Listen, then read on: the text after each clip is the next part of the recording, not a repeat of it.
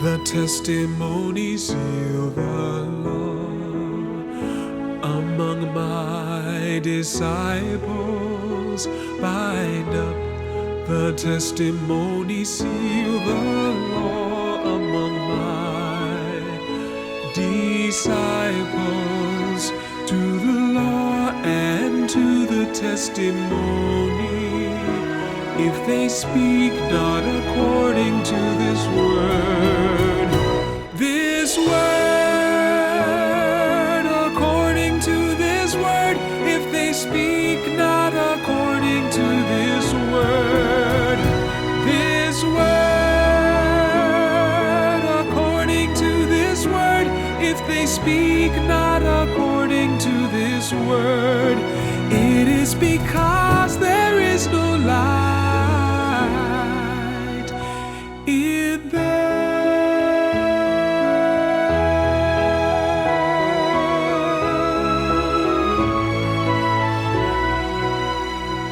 And when they shall say unto you, speak unto them that have familiar spirits, and unto wizards that peep and that mutter, should not a people seek unto their God, for the living unto the dead, if they speak not according to this word, according to this word, if they speak not according to this word, according to this word, if they speak not according to this word, it is because there is no light in them. Isaiah 8:16, 19, and 20. This word, according to this word, if they speak not according to this word, according to this word, if they speak not according to this word, it is because there is no light. It is because there is no light. It is because there is no light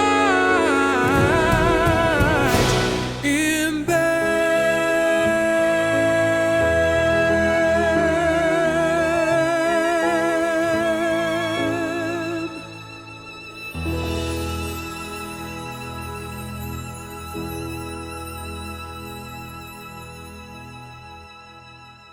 love me में आपका स्वागत है। यह एक Bible अध्ययन श्रृंखला है। मैं लोनी मेलेशेंको, आपका मेजबान। मैं लोगन सहमेजबान। मुझे वह गीत पसंद है। मुझे भी, लोगन।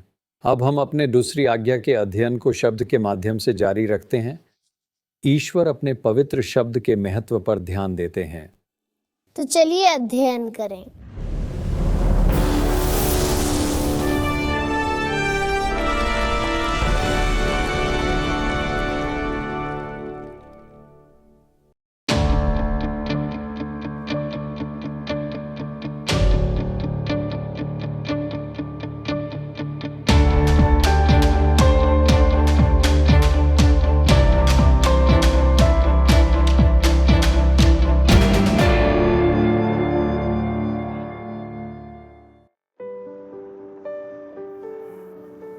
अगर बाइबल सच है तो ये ईश्वर का संदेश, तो ये सिर्फ कहानियाँ नहीं हैं, क्योंकि कहानियाँ सच नहीं होती, भले ही वे जीवन के लिए सच हों।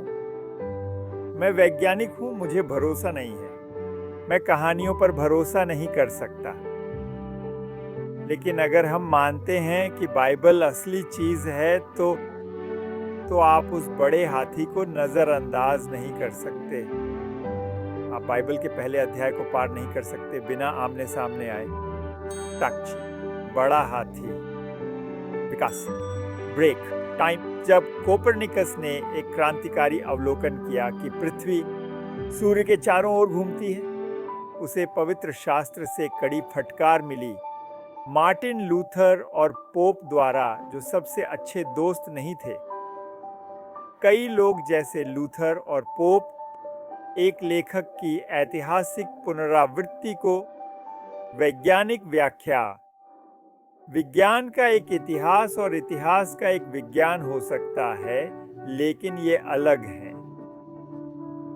आप सिद्धांत नहीं साबित कर सकते। आप कौन सा सिद्धांत? यह वास्तव में विश्वास का मामला है। विशेष सृष्टि का विचार विज्ञान से बाहर है, लेकिन यह असंगत नहीं है। मैं मानता हूं कि यह दुनिया विकास से नहीं बनी। प्रभु ने कहा कि ऐसा नहीं है। प्रभु विश्वसनीय है, मेरे शिक्षक से अधिक। विश्वास और धर्मशास्त्र को छोड़कर मैं कई धर्मनिरपेक्ष वैज्ञानिकों के साथ हूं, जैसे वर्नर वॉन ब्रॉन, जो अमेरिका के रॉकेट विज्ञान के पिता हैं, ब्रेक टाइम, जिन्हें चार्ल्स डार्विन के मैक्रो इवोल्यूशन के सिद्धांत को स्वीकार करना कठिन लगता है। यहाँ कुछ कारण हैं, कुछ समस्याओं पर ध्यान दें। हर जन्मदिन मैं पहले से अधिक थका हुआ महसूस करता हूँ। क्यों? क्योंकि चीजें धीरे धीरे बिगड़ती जाती हैं। मैं थर्मोडायनामिक्स के दूसरे नियम का प्रमाण हूँ, जो संक्षेप में कहता है कि चीजें हमेशा अव्यवस्था की ओर जाती हैं। चीजें बिगड़ती हैं। आप एक सरल प्रणाली से अधिक तार्किक जटिल प्रणाली नहीं बना सकते। फिर भी संभावना का नियम पृथ्वी पर जीवन के विकास की संभावना को 5 अरब वर्षों में 1 से 10 के 40वें तक देता है, और आपके लिए गैर गणितज्ञों के लिए यह 1 में 10 के बाद 40 शून्य है। मुझे फिर से बताओ कि डीएनए कोड कैसे बना? कई विकासवादी मानते हैं कि वे नहीं समझा सकते कि यह कैसे बना, और इसका कारण है, मान लीजिए, जीवन संगीत की तरह था। यहाँ तक कि अगर आप मानते हैं कि आपका पसंदीदा सीडी एक बड़े विस्फोट से बनी, उस सीडी, इस आनुवंशिक कोड या भाषा का क्या उपयोग है जिसे आप मानते हैं कि यह संयोग से बनी, अगर पहले से कोई सीडी प्लेयर नहीं है जो इसे पढ़ सके? संदेशवाहक आरएनए और जीवित कोशिका में सभी जटिल प्रक्रियाओं के साथ जो डिकोड ट्रांसक्राइब करने के लिए आवश्यक हैं, वर्नर वॉन ब्रॉन ने भविष्यवाणी की थी कि केवल चांद की धूल की थोड़ी मात्रा होगी, विकास द्वारा पूर्वानुमानित मीलों गहरी परत के बजाय। अंतरिक्ष यात्रियों ने आधे इंच धूल पाई, जो चांद की उम्र को कम बताती है। यह पृथ्वी के चुंबकीय क्षेत्र, सिकुड़ते सूरज, महाद्वीपों के कटाव, तेल और गैस के विश्लेषण के साथ, ये सभी तथ्य एक युवा पृथ्वी के पक्ष में हैं, न कि एक पुरानी पृथ्वी के। रेडियोमेट्रिक डेटिंग विधियों के साथ असंगतियों का उल्लेख नहीं करना, जैसे यूरेनियम सीसा, रुबिडियम, स्ट्रोंटियम और पोटेशियम आर्गन घड़ियों के साथ। फिर भी प्रकृति का सर्वेक्षण डिजाइन दिखाता है, डिजाइनर के बिना। और भावनाओं का क्या? प्यार, अपराध, जरूरतमंदों के प्रति करुणा जैसी भावनाएं कैसे विकसित हुई? और 7 दिन का सप्ताह चक्र कैसे बना? मासिक या वार्षिक चक्र के विपरीत इसके लिए कोई स्पष्टीकरण नहीं है। बाइबल कहती है कि ईश्वर ने यह चक्र खुद बनाया। 7वें और अंतिम दिन को पवित्र विश्राम के रूप में मनुष्यों के लिए सृष्टि सप्ताह को याद करना। अगर लोग देखते हर शनिवार विश्राम करें, विकास का सिद्धांत मुश्किल में होता। भूलना। सर फ्रेड होयल ब्रिटेन के प्रमुख खगोलज्ञों में से एक, हालांकि वह एक सृष्टिवादी नहीं थे, उन्होंने बिग बैंग शब्द को गढ़ने का श्रेय लिया, और यह शब्द उन्होंने मजाक में गढ़ा क्योंकि उसे बिग बैंग सिद्धांत गलत लगा। उनके क्षेत्र में उनके कई योगदानों में से उन्होंने कहा कि अगर 50% सच निकला तो वह खुश होंगे। अगर हम सभी वैज्ञानिक इस तरह स्पष्ट होते और विनम्र। For the word of God is quick and powerful and sharper than any two-edged sword.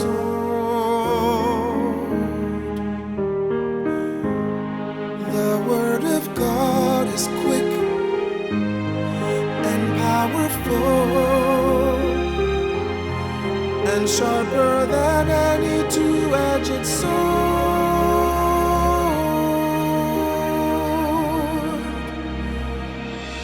piercing even to the dividing asunder of soul and spirit, and of joints and marrow, and is a discerner of the thoughts and intents of the heart, and is a discerner of the thoughts and intents of the heart.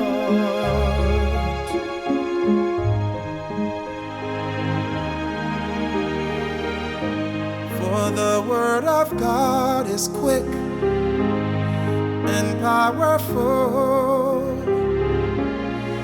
and sharper than any two-edged sword.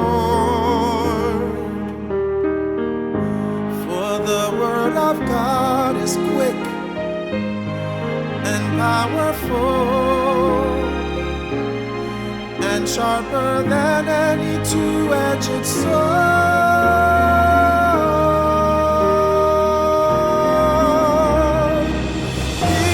piercing even to the dividing asunder of soul and spirit, and of joints and marrow, and is a discerner of the thoughts and intents of the heart.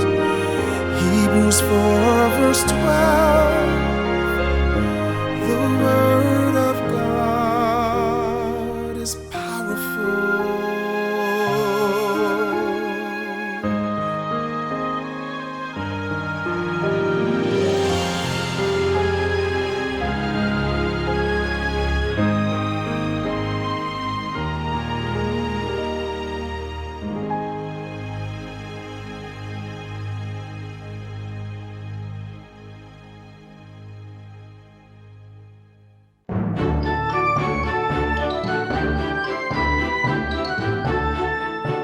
अब Bible कहानी का समय है लोगन।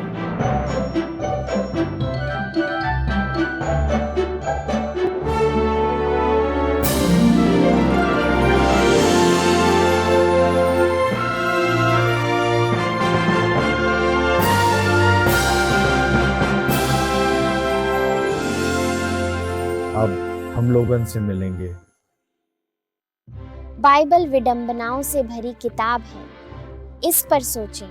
यदि आप इस किताब में सलाह के शब्द खोज रहे हैं, आप शायद सहमत होंगे कि पन्ने दर पन्ना नीति वचन की पुस्तक में दैनिक जीवन के लिए सबसे अधिक ईश्वरीय प्रेरणा से प्रेरित व्यावहारिक सलाह दी गई है। इनमें से कई बुद्धिमानी के शब्द राजा सुलेमान से आए, जिन्हें सबसे बुद्धिमान व्यक्ति माना गया। मैं जानता हूँ कि यीशु सबसे बुद्धिमान है, लेकिन आप समझते हैं, सुलेमान के राजा बनने के बाद यह शुरू हुआ। ईश्वर ने उसे उपहार के रूप में एक खाली चेक दिया। ईश्वर ने कहा, मुझसे कुछ भी मांगो, जो चाहोगे मैं तुम्हें दूंगा। वाह, आप क्या चुनेंगे?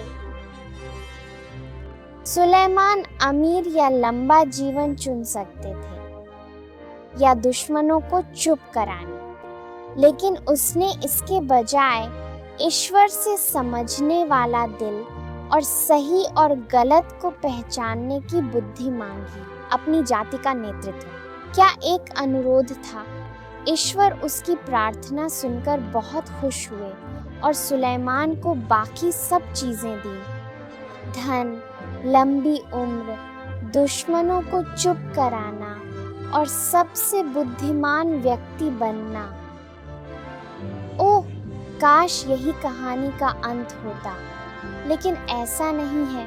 अपनी दौलत और नाम के साथ यह अंततः सुलेमान के सिर चढ़ गया और धीरे धीरे कदम दर कदम ये सभी चीजें बाधा बन गई। बात और खराब हुई। उसने कई महिलाओं से शादी की। मैं बच्चा हूँ, लेकिन मैं जानता हूँ कि 700 पत्नियाँ और 300 प्रेमिकाएं रखना मुसीबत है। भले ही पत्नियाँ सभी राजकुमारियाँ थीं और प्रेमिकाएं कानूनी रूप से दूसरी पत्नियाँ थीं, यह तो पागलपन है। और बुरी बात यह है कि उनके अपने धर्म थे और उन्होंने उसका दिल बदल दिया। वह अब ईश्वर की सलाह या नीति वाक्यों को नहीं सुनता था। हाँ, सुलेमान को सलाह देना आसान था, लेकिन लेना कठिन था। उसकी नीति वाक्यों में मूर्ख न बनने के लिए बहुत कुछ कहा गया है, लेकिन उसने खुद कहा, धरती पर सबसे बुद्धिमान व्यक्ति सबसे मूर्ख बन गया। कितना दुखद। उसके संध्या काल में सुलेमान ईश्वर की कृपा से ईश्वर के पास लौटने में सफल रहा। आप उसकी किताब में पढ़ सकते हैं। शायद जब सुलेमान ने ज्ञान मांगा तो उसे जोड़ना चाहिए था और मुझे न भूलने में मदद करें, लेकिन अपने वचन को रखो। क्या यह सौदे का हिस्सा नहीं है? इसलिए ईश्वर के शब्द से जुड़े रहना जरूरी है। जांच। मैंने तेरे शब्द को दिल में छिपा रखा है ताकि मैं पाप न करूं। भजन 11। आपके शब्दों से प्रकाश मिलता है, यह सरल को समझाता है। भजन 1:19 श्लोक 1:30। बुद्धि और समझ। न भूलो, न मेरे शब्दों से मुड़ो। नीति वचन 3:1। तो अगर आप बुद्धिमान बनना चाहते हैं तो प्रेरित, अविनाशी, जीवित प्रभु के वचन में बाने रहें। यह पुस्तक, और जैसा पौलुस ने तीमुथियुस के विषय में कहा, वैसा ही तुम्हारे विषय में भी कहा जाए कि तुम पवित्र शास्त्र को जानते हो जो तुम्हें बुद्धिमान बना सकता है, क्योंकि मसीह यीशु में विश्वास के द्वारा उद्धार। दूसरा तीमुथियुस 3 श्लोक 5।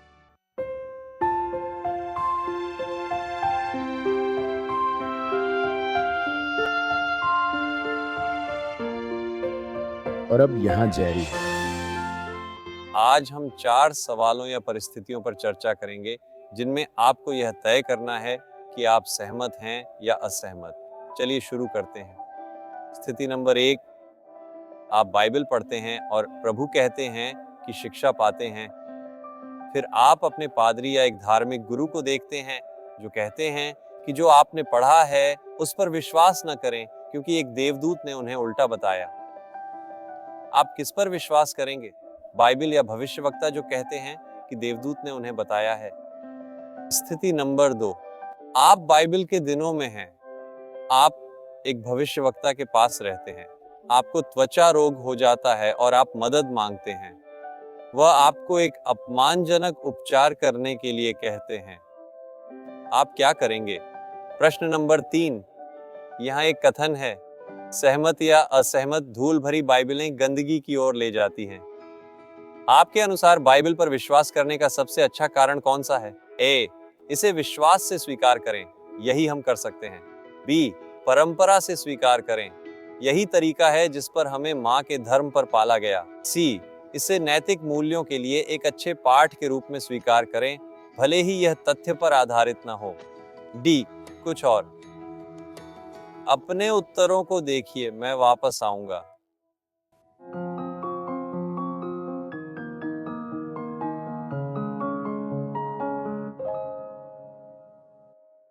ठीक है, चलिए हर सवाल को ध्यान से देखते हैं। आप समझ गए होंगे कि स्थिति 1 और 2 असली बाइबल घटनाओं से है। पहली राजा 13 में स्थिति 1 है। एक आदमी को ईश्वर का संदेश मिलता है कि वह एक दुष्ट राजा येरोबाम को यह बताए, जो उसे मारता है, लेकिन ईश्वर उसकी जान बचाते हैं। प्रभु इस आदमी को निर्देश देते हैं कि वह इस मिशन के दौरान किसी से न मिले या कोई खाना या पानी न ले और सीधे एक अलग रास्ते से घर लौटे, और वह करता है। लेकिन घर लौटते समय एक और भविष्यवक्ता सुनता है कि क्या हुआ। एंडा उससे बताता है, मैं पास मेरे साथ घर चलो। प्रभु का आदमी मना कर देता है। Clear 23, 5000 translation results translation, RClear 23, 5000 translation results प्रभु ने कहा मुझे ऐसा नहीं करना चाहिए। फिर वह कहता है, मैं भी भविष्यवक्ता हूँ, और एक देवदूत ने मुझसे कहा उसे अपने घर लाओ, और वह भविष्यवक्ता के घर गया। रात के खाने के बाद उसने अपने गद्दे पर काठी लगाई, लेकिन घर लौटते समय बाइबल कहती है कि प्रभु ने एक शेर भेजा जिसने उसे मौके पर ही मार डाला। यह एक दुखद कहानी है, और शेर ने अपना भोजन बिना छुए छोड़ दिया। उसने गड्ढे को बिना नुकसान पहुंचाए छोड़ दिया। यह इतना दुखद क्यों है? क्योंकि यह याद दिलाने के लिए है कि ईश्वर शास्त्र में विरोध नहीं करते। ईश्वर का मतलब स्पष्ट है। अगर कोई, यहाँ तक कि अगर यह स्वर्ग का एक देवदूत हो, तो वह आपके पास एक नई रहस्य उद्घाटन के साथ आता है। अगर वह संदेश पहले से बताए गए से विरोध करता है, आप परेशानी मोल लेते हैं। ईश्वर आपको धोखा नहीं देना चाहते। स्थिति नंबर 2, आप शायद पहले ही समझ गए हैं कि यह बाइबल में है, यह दूसरी राजा में है।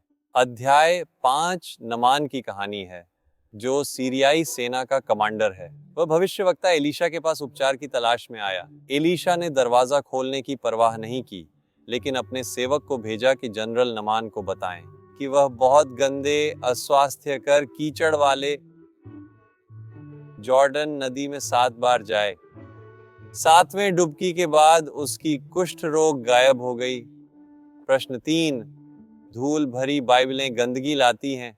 अगर बाइबल केवल सजावटी टुकड़ा है और धूल जमा कर रही है, तो हम इसके पन्नों की शक्ति को खो देते हैं।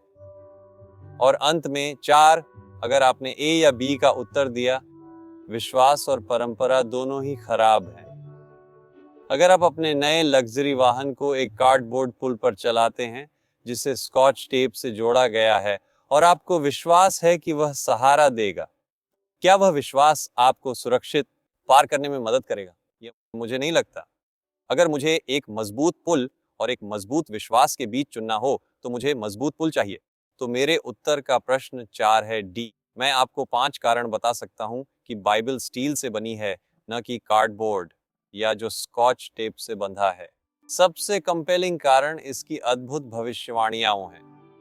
पतरस ने कहा था कि बाइबल में यीशु की वैधता का सबसे मजबूत सबूत क्या है? क्या यह उसका गवाह था या भविष्यवाणी? दूसरा पतरस 1:16 और 19। यहाँ उत्तर है, हमने आपको हमारे प्रभु यीशु मसीह की शक्ति और आगमन के बारे में बताया, तो हमने चालाकी से तैयार की गई कहानियों का पालन नहीं किया, लेकिन हम उसकी महिमा के गवाह थे। और इसलिए भविष्यवाणी का शब्द है, जिसे आपको एक प्रकाश के रूप में सुनना चाहिए, जो अंधेरे स्थान में चमकता है जब तक कि दिन न आए और सुबह का तारा आपके दिलों में न उठे। अगर आप बाइबल की भविष्यवाणियों को ध्यान से देखेंगे, तो आप जानेंगे कि यह पुस्तक, यह ठोस है। दूसरा, पुरातत्व से सबूत है। तीसरा, इसका ऐतिहासिक सटीकता। चौथा, इसकी एकता है। और अंत में, यह पुस्तक मेरे जीवन को बदलती है और दूसरों के जीवन को भी। मैंने इसके पन्नों में नई जिंदगी और आशा पाई है। मैंने एक ऐसे ईश्वर को जाना है। अब यहाँ ताज हैं जो इन अद्भुत भविष्यवाणियों और ऐतिहासिक खोजों को साझा करेंगे, जो बाइबल को केवल एक प्रेरणादायक साहित्य के रूप में मान्य करते हैं या एक और पवित्र पुस्तक। धन्यवाद। पुरातत्ववेत्ता की कुदाल ने बाइबल को सबसे सटीक और प्राचीन पुस्तक बताया। मैं उदाहरण दूंगा। एक ब्रिटिश तेल खोजकर्ता ने बाइबल में पढ़ा कि बेबी मूसा की बास्केटबॉल टार और पिच से ढकी थी। उसने सोचा, तेल होगा, ये कंपनी के लिए फायदेमंद था। अब यरीको के पतन की कहानी है। जब जोशुआ और इजरायलियों ने यरीको के चारों ओर चक्कर लगाया, तब दीवारें चमत्कारिक रूप से गिर गईं, जिससे जोशुआ की सेना को इस मजबूत शहर को जीतने का मौका मिला। संशयवादियों ने इसे एक मिथक माना। जैक और बीनस्टॉक। अरे रुको, बाइबल के विद्वानों ने यरीको के पतन को ईसा पूर्व 1400 से 1450 के बीच रखा। पुरातत्वज्ञ जॉन गारस्टांग ने 1930 से 1936 के बीच यरीको की खुदाई की। उन्होंने गिरती हुई दीवारें और जलता हुआ शाही महल पाया जो बाइबल के वर्णन से मेल खाता है। यहां मिले जलाए गए अनाज की रेडियो कार्बन डेटिंग। इस घटना की तारीख इस प्रकार है: ईसा पूर्व 1350 से 1400। और भी 1968 में एक क्रूज पर चढ़ाए गए व्यक्ति के अवशेष मिले जिनमें यीशु और चोरों के क्रूज पर चढ़ाए जाने के वर्णन के समान घाव थे। साल 1961 में कैसरिया मरीटिमा में एक खुदाई में एक शिलालेख मिला जिसने पुष्टि की कि पोंटियस पिलात उस समय यहूदी का रोमन गवर्नर था जब यीशु को क्रूज पर चढ़ाया गया। 90 में कायफास की कब्र मिली जिसने यीशु के क्रूज पर चढ़ाए जाने की योजना बनाई। इस समय से पहले कई लोग कायफास और पिलात को काल्पनिक पात्र मानते थे। 47 में एक युवा बेडोइन चरवाहा मृत सागर के पास पहाड़ियों में एक गुफा पर स्टम्बल्ड और कई 2 फुट ऊंची मिट्टी की बर्तन मिली जिनमें मृत सागर की स्क्रॉल थीं जो 150 से 170 तक हैं। 870 अलग अलग स्क्रॉल जिनमें से 220 बाइबल स्क्रॉल थे जो हिब्रू बाइबल की सभी किताबें शामिल करते थे, एस्टर की किताब नहीं। इस समय से पहले पुराने नियम की सबसे पुरानी पांडुलिपियां थीं। लेनिनग्राद कोडेक्स था जो ईस्वी सन 1008 में था। इतने वर्षों के हस्तलिखित प्रतियों के बाद बाइबल में उन्होंने कितनी महत्वपूर्ण संशोधन और गलतियां पाईं। जब लेनिनग्राद कोडेक्स मिला तब इसे मृत सागर की स्क्रॉल से तुलना की गई जो 1200 साल पहले लिखी गई थी। शून्य नहीं। भविष्यवाणी का क्या? ईश्वर कहते हैं बाइबल के प्रेरित होने की पहचान के सभी परीक्षणों में यही है। यशायाह 40:14, 27 और 28 ने एक मध्यकालीन फारसी जनरल साइरस की भविष्यवाणी की जो बाबुल को गिराएगा, और 100 साल बाद यही हुआ। ईसा से 600 साल पहले डैनियल ने यीशु की सेवा की भविष्यवाणी की और मृत्यु और आश्चर्यजनक विवरण में भविष्यवाणी की।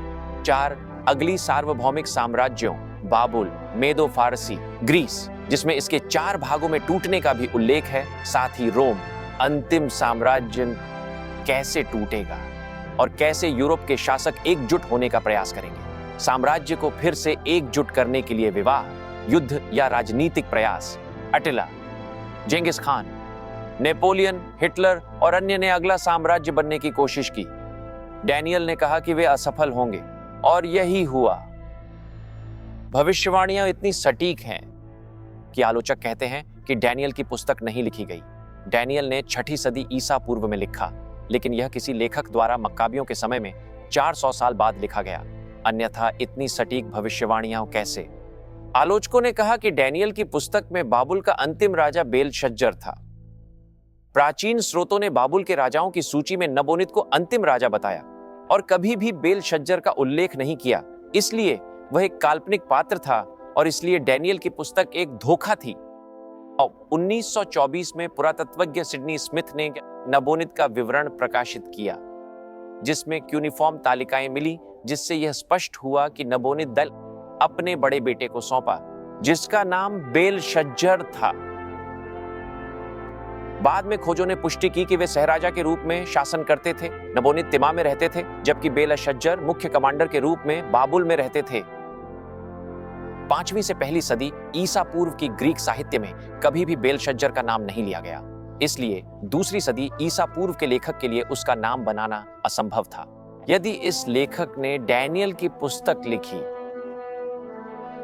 यदि किसी ने कहा होता कि रोम अंतिम साम्राज्य होगा तो यह अद्भुत होता, जबकि उन्होंने 4 सार्वभौमिक साम्राज्यों को उभरते देखा था। पिछले 400 वर्षों में डैनियल ने अपनी भविष्यवाणियों का श्रेय नहीं लिया। उसने कहा कि स्वर्ग में एक भगवान है जो रहस्यों को प्रकट करता है। आप मसीह की कई भविष्यवाणियां पा सकते हैं जो यीशु में पूरी हुई। यहां कुछ हैं। मीका ने उसके जन्मस्थान की भविष्यवाणी की। यशायाह ने कुंवारी जन्म की भविष्यवाणी की। भजन संहिता ने कहा कि उसे एक मित्र द्वारा धोखा दिया जाएगा। जकरयाह 11, 12 और 13 ने भविष्यवाणी की कि उसे धोखा दिया जाएगा और यह पैसा एक कुम्हार का खेत खरीदने के लिए इस्तेमाल होगा। अंत में यीशु ने खुद से 1900 साल पहले कई भविष्यवाणियां दी इस दुनिया के इतिहास के अंतिम दिनों की प्रमुख घटनाओं पर। मित्र, मत्ती का अध्याय पढ़ें। यहां ड्वेन हमें यीशु की भविष्यवाणियों के बारे में बताएगा। धन्यवाद ताज। यीशु ने अपने अनुयायियों को अंत का संकेत क्या दिया? उन्होंने मत्ती के अध्याय 1 पद 14 में कहा, और यह राज्य का सुसमाचार सभी देशों के लिए गवाही के रूप में पूरे विश्व में प्रचारित किया जाएगा और फिर अंत आएगा। अंत का समय आ गया है। जैसे ही बाइबल का पाठ दिखे, चलिए गाते हैं।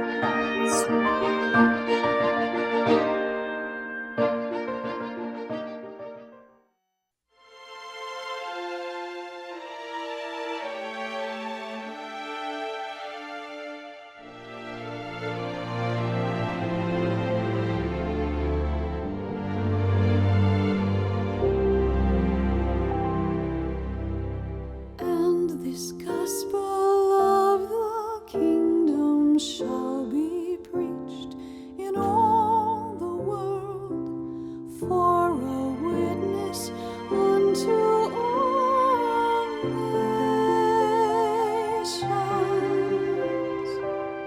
And then shall the end come. Then shall the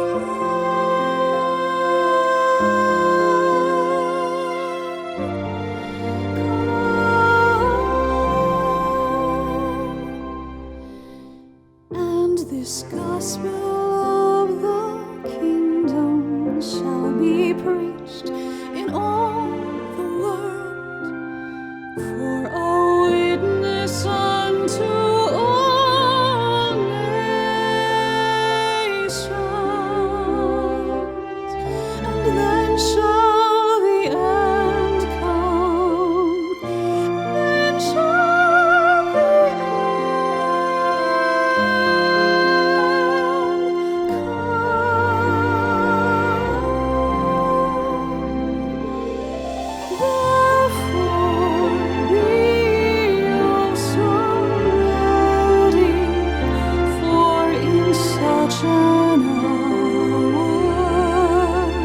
as you think not, the Son of Man cometh. For in such an hour as ye think not, the Son of Man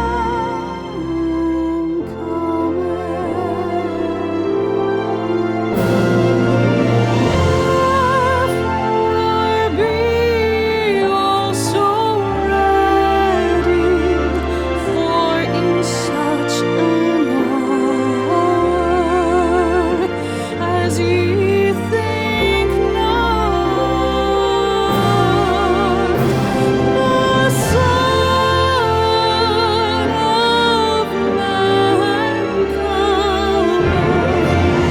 For in such an hour as you think not, the Son of Man cometh.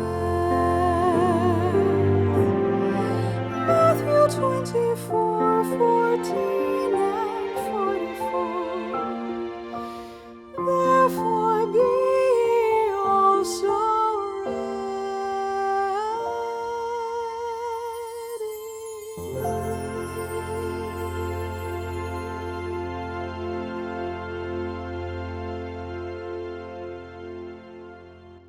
जब यीशु ने यह भविष्यवाणी की, तब केवल कुछ ही लोग उसके सच्चे अनुयायी थे, और तब भी वे वास्तव में नहीं समझते थे कि वह कौन था। लेकिन आज इस राज्य का सुसमाचार वास्तव में लगभग पूरे विश्व में प्रचारित किया गया है। मत्ती के 24वें अध्याय में यीशु ने बताया कि उसकी वापसी से पहले दुनिया कैसी होगी। मत्ती 24 पद 7 और 8 में उसने क्या कहा? क्योंकि राष्ट्र राष्ट्र के खिलाफ उठेंगे और राज्य राज्य के खिलाफ, और विभिन्न स्थानों पर अकाल, रोग और भूकंप होंगे। ये सभी दुखों की शुरुआत है। ये बहुत दुखद है। क्या ये पद वास्तव में अब की दुनिया को नहीं दर्शाते। बाइबल बताती है कि अंतिम दिनों में आध्यात्मिक स्थिति कैसी होगी। दूसरे तिमुथियुस के 4 अध्याय पद 3 और 4 पर विचार करें। कहते हैं, समय आएगा जब वे सही सिद्धांत को सहन नहीं करेंगे, बल्कि अपनी इच्छाओं के अनुसार, क्योंकि उनके कान खुजली कर रहे हैं, वे अपने लिए शिक्षकों को इकट्ठा करेंगे और वे सत्य से अपने कान मोड़ लेंगे और कल्पनाओं की ओर मुड़ जाएंगे। For the time will come when they will not endure sound doctrine, but after their own lusts will they heap to themselves teachers having itching ears, having itching ears, and they shall turn away their ears from the truth, and they shall turn away their ears from the truth, and shall be turned unto fables.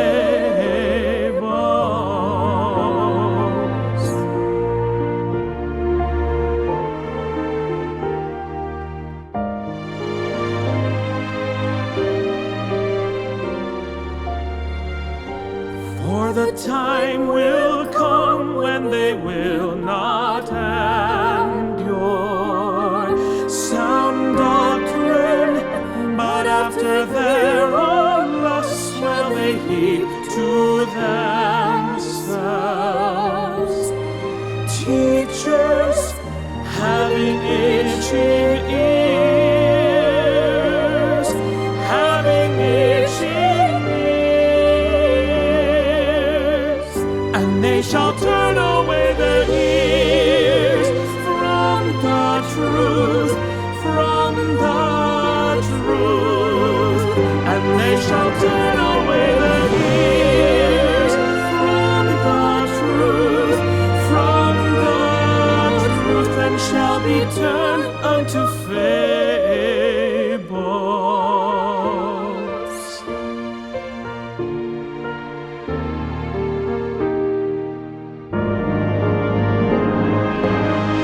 And they shall turn away their ears from the truth, and they shall turn away their ears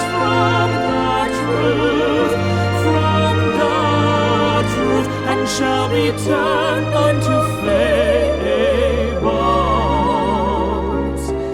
Fables.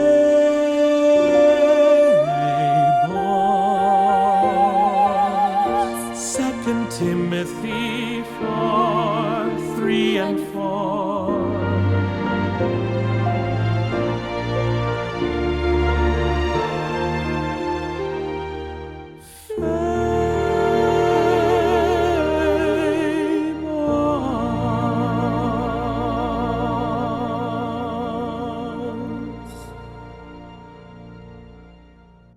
कहानियों की ओर मुड़ना, ये आज के सच है ना?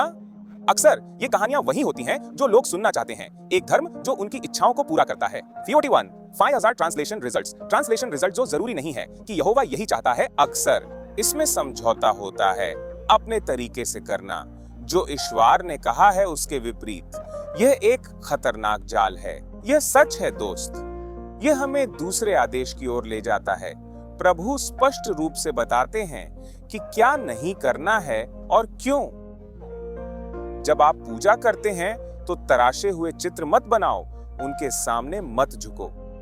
हे भगवान, जिन लोगों ने 6 हफ्तों में यहोवा की गर्जना सुनी, उन्होंने समझौता करने का एक तरीका खोज लिया, आलोचना करना और अंततः ईश्वर के शब्द को बदलना।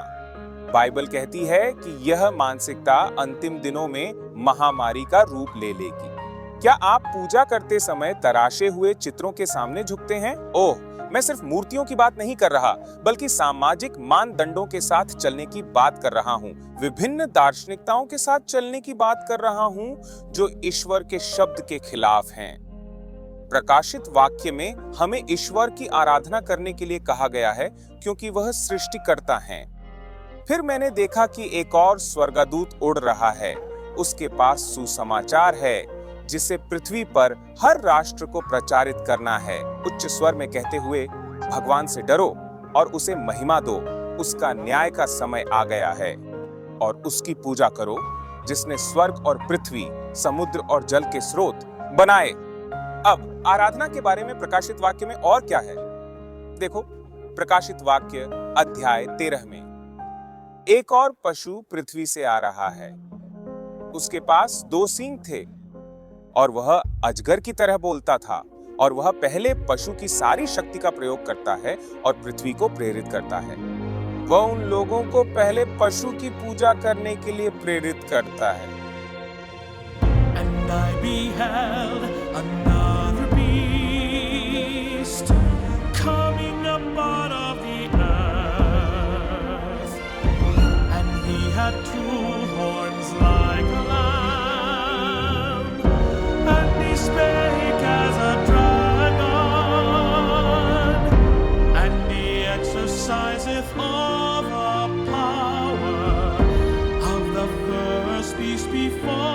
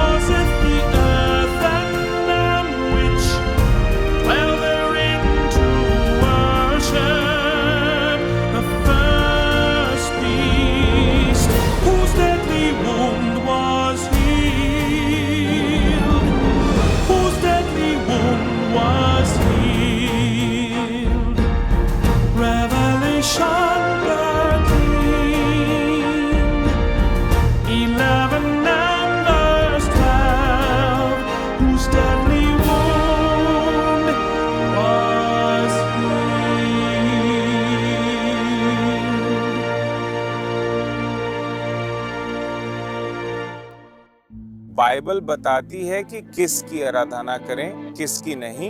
यह अंत काल के राजनीतिक और धार्मिक गठबंधन की चेतावनी देती है जो आराधना को ईश्वर से हटाकर अपने पास लाएगा। यहाँ कई विवरण हैं जिन्हें हम एक अन्य अध्ययन में देखेंगे, लेकिन बात यह है कि हम देख सकते हैं कि अंतिम दिनों में 2 प्रकार के लोग होंगे, जो लोग सृष्टिकर्ता परमेश्वर की पूजा करते हैं और जो कुछ और विशेष रूप से इस पशु की पूजा करते हैं जिसे बाइबल में चेतावनी दी गई है। शक्तियों को पशुओं के रूप में दिखाया गया है, इसे भूलना मत। शास्त्र हमारी रक्षा करते हैं यदि हम जो कहता है उसका पालन करते हैं। चाहे हमारे इंद्रियां हमें क्या बताती हैं, तो हम अंतिम समय के धोखों से सुरक्षित रहेंगे। ईश्वर हम सभी से बहुत प्यार करते हैं कि हमें धोखों में छोड़ दें, न केवल दुनिया के धोखों में बल्कि हमारे अपने दिल के भी। का वचन पढ़ें तो यह हमें विश्वास से समझौता नहीं करने देगा। यह हमारी कमजोरियों और दोषों को दिखाएगा और फिर हम यीशु की ओर बढ़ेंगे जो अकेला हमें उन धोखों और कमजोरियों पर काबू पाने में मदद कर सकता है और हमें ईश्वर की मुहर के लिए तैयार करेगा हमारे पासपोर्ट में। महान दिन के लिए तैयार जब वह आएगा। बाइबल की अक्सर एक रोड मैप के रूप में तुलना की गई है जो स्वर्ग का रास्ता बताता है। जब हम मत्ती अध्याय 24 में यीशु के बताए संकेतों को देखते हैं तो हमें पता चलता है कि हम घर के करीब हैं। आजकल हमारे पास नए रोड मैप के नए संस्करण जीपीएस हमारे फोन और कारों में। क्या आप जीपीएस का अनुसरण करते हुए खो गए हैं? मुझे विश्वास करें, यह बहुत ही बुरा लगता है। हमें एक विश्वसनीय जीपीएस की आवश्यकता है जो हमें बाएं, दाएं और फिर से मुड़ने के लिए कहता है। हमें भरोसेमंद चाहिए। तो मित्र, हमें एक ऐसा जीपीएस चाहिए जो हमेशा सही हो। मैं आपको बताता हूँ, सर्वश्रेष्ठ जीपीएस ईश्वर की शक्तिशाली शास्त्र। दोस्त, तुम उस दिन के लिए तैयार हो जाओ। अभी भी अंत निकट है। ईश्वर बुला रहे हैं। यीशु ने मरकर तुम्हारे पापों का प्रायश्चित किया। इस समय क्या महत्वपूर्ण है? आप अपना दिल ईश्वर को दें, जो पवित्र बाइबल में बहुत शक्तिशाली रूप से प्रकट होते हैं। यदि आपने प्रतिबद्धता की है तो ईश्वर का वचन खोलें, शक्ति में प्रवेश करें। सृष्टि सप्ताह, ईश्वर का पवित्र शब्द। टाइम सोशन पॉइंट होता है जब आप सुनते हैं क्या आप बदलेंगे, क्या आप एक नई रचना में बदल जाएंगे।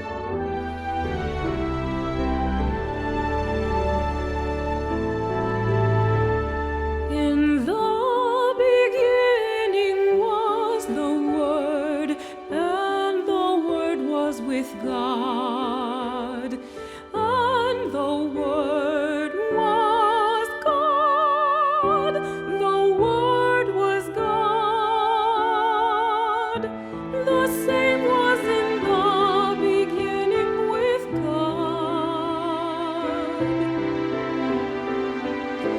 The same was in the beginning with God.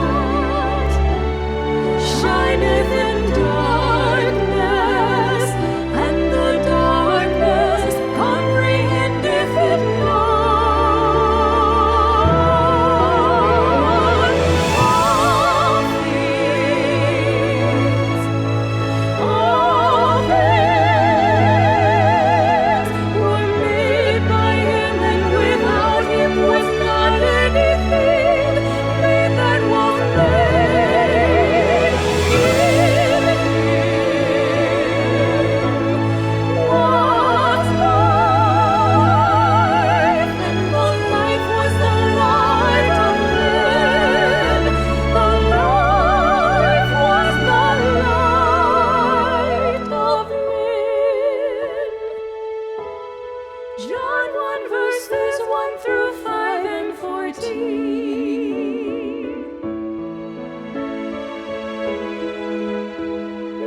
light was the light of men.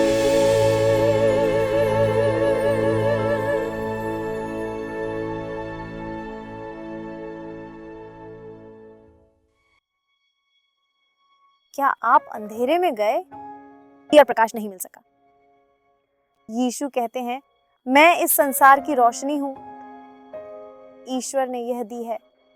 यीशु की ओर रास्ता दिखाने के लिए वह सच्ची रोशनी है, लेकिन यीशु चाहता है कि आप चमकें। यीशु ने कहा, आप इस संसार की रोशनी हैं। अपने प्रकाश को चमकने दो, ताकि आपके चारों ओर अंधकार में खोए लोग ईश्वर का प्रेम देख सकें। आप ही एकमात्र बाइबल हैं जो कुछ पढ़ेंगे। जैसा पादरी ने कहा, आपको समझौता नहीं करना है, बस यीशु के लिए चमकें। सच तो यह है कि हमारे पास अपना कोई प्रकाश नहीं है, यहाँ तक कि एक भी नहीं। जैसे चांद सूरज से रोशनी पाता, हम भी अपनी रोशनी सूरज से लेते हैं। धर्म का सूर्य है चमकता और प्रात का तारा यीशु। कल्पना करें कि यह बल्ब आपको दर्शाता है। क्या आपको लगता है कि यह कोशिश से चमक सकता है? बिल्कुल नहीं। आपको शक्ति स्रोत से जुड़े रहकर शक्ति प्राप्त करनी चाहिए। यीशु पवित्र आत्मा द्वारा जुड़े हुए और झटपट आप चमक जाते हैं। मित्र, यदि आप यीशु से जुड़े हैं, मुझे बताएं, क्या संसार आप में यीशु को देख सकता है? फिर भी शायद आप ही हैं जो अंधेरे में खो गए हैं, चारों ओर घूमते हुए उस लाइट स्विच को खोजते हुए। यदि ऐसा है मित्र, मैं आपको यीशु देता हूँ जो संसार की रोशनी है। वह स्विच है और उस सत्य की रोशनी आपके मार्ग पर चमके। मैं अपनी दुनिया को यीशु के लिए रोशन करना चाहता हूँ। आप क्या सोचते हैं? मत्ती 5:14 से 16 में यीशु ने कहा, आप इस संसार की रोशनी है।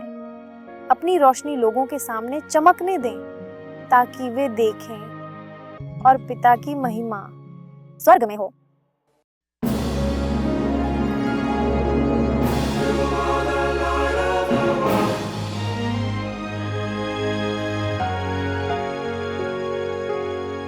You are the light of the world, a city that is set on a hill cannot be hidden, nor do they light a lamp and put it under a basket, but on a lampstand, and it gives light to all who are in the house. You are the light of the world, so let your light so shine before men, that they may see your good works and glorify your Father in heaven. You are the light of the world. You are the light of the world. For behold, the darkness shall cover the earth, and deep darkness the people. But the Lord will arise over you, and his glory will be seen. His glory will be seen upon you. You are the light of the world, so let your light so shine before men, that they may see your good works and glorify your Father in heaven. You are the light of the world. You are the light of the world. Arise, shine, for your light has come, and the glory of the Lord